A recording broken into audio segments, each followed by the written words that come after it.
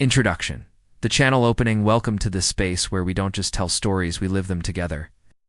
You'll hear about a life marked by contradiction, outward brilliance, masking inward turmoil. A journey that teaches us something essential about authenticity, resilience, and what it really means to become yourself. This narrative will reshape how you see success, failure, and everything in between. If you're ready to grow, not just in understanding, but in your very soul, stay with us. Part 1. The foundation built on fear, a boy in the shadows. Born in late summer of 1968 in Philadelphia's working-class neighborhoods, a boy entered the world destined to become one of entertainment's most recognizable figures. His early years seemed unremarkable, a stable household with both parents present. Yet something essential was missing beneath that stability. His father, a figure of military precision and rigid expectations, created an atmosphere where love felt conditional and safety was never guaranteed. His mother, intelligent and present, moved quietly through the household, her own voice subdued. To outsiders, they appeared functional. To the boy living within those walls, fear became the family's primary language.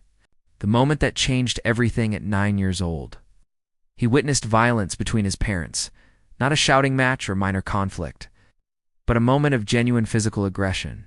That single incident didn't just frighten him, it severed something fundamental in his sense of security. He made an unconscious vow.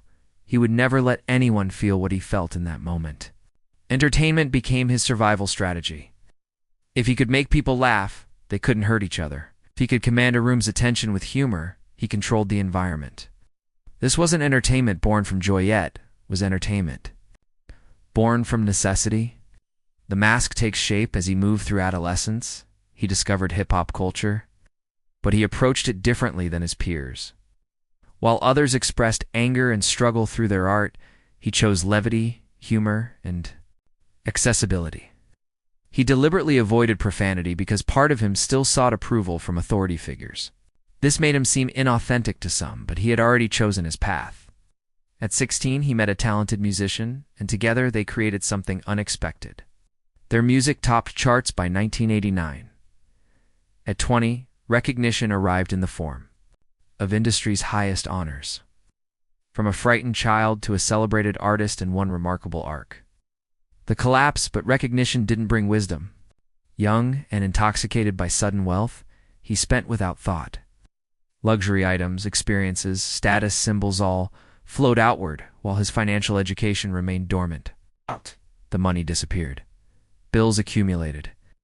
At 25, legal authorities informed him of a substantial debt.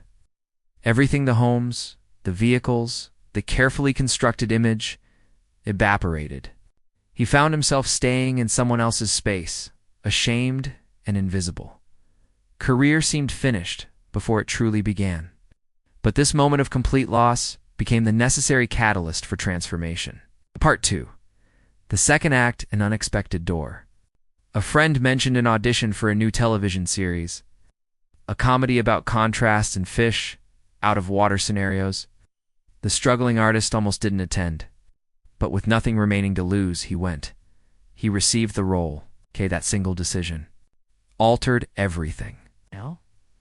The television show premiered in 1990 and became a phenomenon. Millions laughed at his timing, quoted his lines, celebrated his charm. Yet behind every performance lurked that 9-year-old boy, convinced he was unworthy of genuine affection. The laughter felt like survival. The approval felt like necessity, not joy. Years passed. His success in television translated into film. He appeared in action films, science fiction, blockbusters, dramas that showcased range. Each project was meticulously chosen. He studied audience preferences and box office patterns like a scholar studies ancient texts. Winning became his actual obsession. Entertainment was simply the vehicle. Then came a particular film, a story about an impoverished father struggling to provide for his young son while pursuing stability and dignity. The character required him to be vulnerable, to access genuine emotion rather than performed charm. There was one scene, a moment, where his character speaks to his son about potential and worth. He wasn't acting. Something authentic cracked through. For once, the world saw the truth beneath the persona. Fame's hollow victory recognition reached its apex. Industry awards, box office records, cultural influence. He had achieved the external markers of success completely. He possessed wealth beyond childhood imagination, creative control, and admiration across continents. Yet internally, he remained fractured. The person he most wanted approval from, his father, had maintained emotional distance throughout. That wound never fully healed. Success hadn't changed the fundamental wound. It had merely covered it with more elaborate performance. When his father faced terminal illness, he found himself at a bedside with decades of unresolved tension. In those final moments, something shifted. He made peace not because everything became resolved, but because he finally stopped requiring his father's validation to exist. The personal landscape, his marriage, which appeared flawless from the outside, contained significant contradictions. His spouse desired independence and authenticity. He desired partnership through performance and control. They weren't in conflict so much as they were speaking different emotional languages. They had children together, and he approached fatherhood with the same obsessive attention he applied to career. He planned, controlled, perfected. But perfection cannot be parented into existence. Part 3. The breaking point. A moment of fracture at a major awards ceremony. A comedian made a joke about his wife. Something inside him, years of suppressed emotion, unprocessed pain, performed perfection, suddenly fractured. He responded. Physically, walking on stage and striking the comedian in front of a global audience. The world watched in shock. The image of effortless charm, of controlled brilliance, shattered in seconds. Moments later, he won the evening's highest award. But holding that trophy felt meaningless compared to the weight of what he'd just done. That night brought no sleep. Instead came the hardest questions. Who am I beneath the performance? Have I actually built, and what is merely constructed? Can I exist without constant approval? The reckoning, he disappeared from public view. No appearances, no announcements, no explanations beyond a statement acknowledging his wrongdoing. Didn't defend himself. He didn't blame circumstances. Simply accepted responsibility and withdrew. In that silence, something unexpected occurred. Genuine reflection. For the first time in decades, he sat with uncomfortable truths. His entire life had been constructed around controlling others' perceptions. His success was real, but his self was underdeveloped. He'd become a celebrity while remaining a stranger to himself. The reconstruction he began, the painful work of deconstruction. Everything he believed about love, success, strength, and relationships came under examination. He discovered that he had equated love with performance and strength with invulnerability. Both equations were incomplete. He traveled not for appearances, but for genuine experience. He sat in meditation, spoke with teachers and healers, not to extract wisdom, but to practice listening. He journaled extensively, sometimes discovering he had no answers at all. His voice changed when he finally spoke publicly again, slower, more measured, less designed to entertain or convince.